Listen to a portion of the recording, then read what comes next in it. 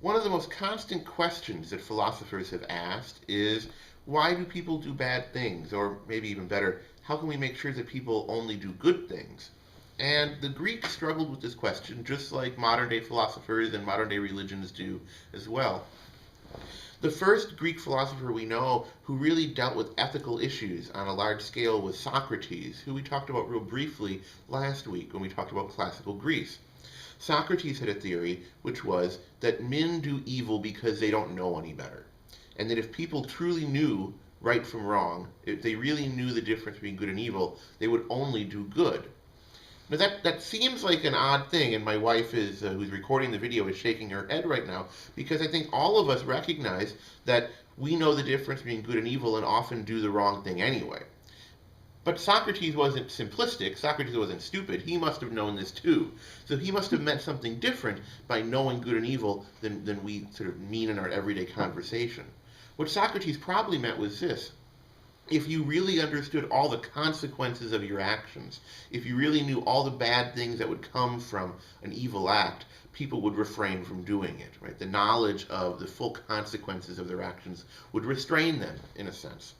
Now, whether or not Socrates was right or wrong, most other Greek philosophers followed Socrates' understanding of morality, of ethics.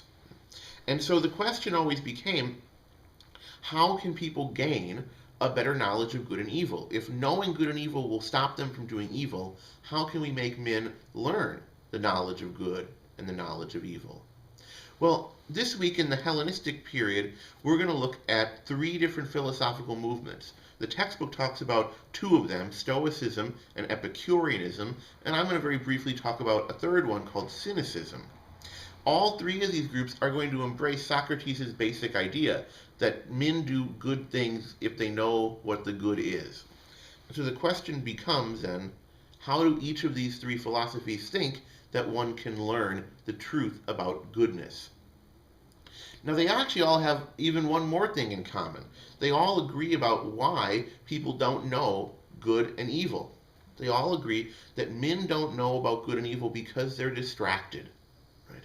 That if people didn't have all the distractions of life, if they were able just to spend their entire time being philosophers, then they would be able to focus on this question of what is good and what is evil, and they'd be able to make the right choices in the rest of their lives.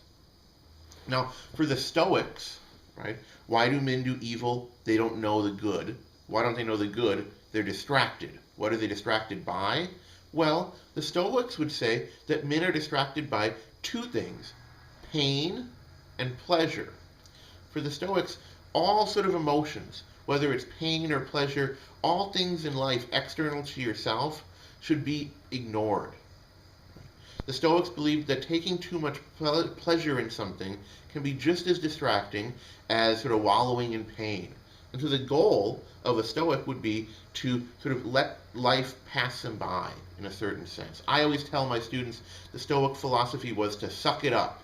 If something goes wrong, suck it up. If something goes really well, don't get too excited by it, lest you get distracted further from philosophizing and the good. Now, the other major Hellenistic philosophy that the textbook talks about is Epicureanism. Now, the Epicureans are easily misunderstood because the Epicureans believed that the only thing distracting in life is pain, and therefore the way to end that distraction of pain is to focus on pleasure. And when students hear, you should focus on pleasure, they think sex, drugs, and rock and roll. And that's not what Epicurus, the Greek philosophy who founded Epicureanism, meant at all. He would say that, lust and drunkenness are just as bad and just as distracting as pain are. For Epicurus, what was important was the pleasure of philosophy, the pleasure of friendship, the pleasure of conversation, and a good dinner.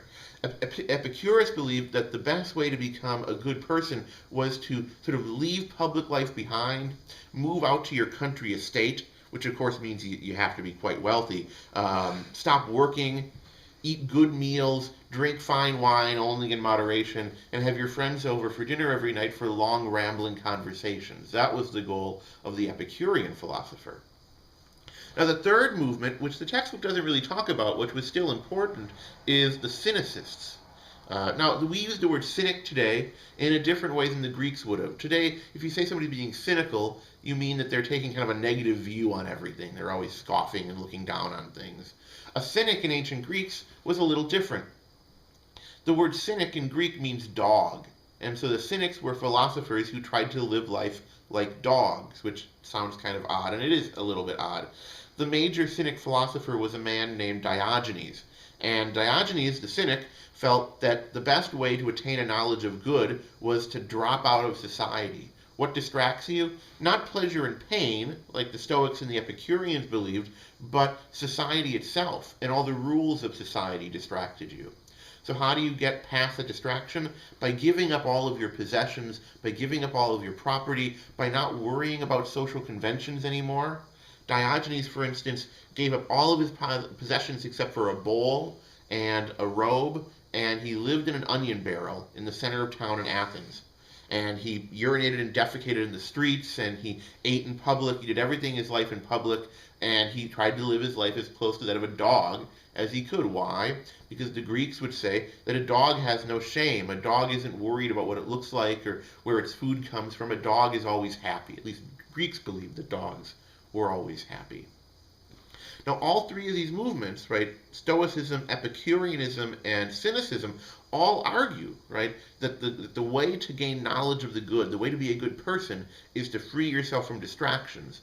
What separates these different movements, though, is, again, what they feel they're distracted by. For the Epicureans, only pain is a distraction.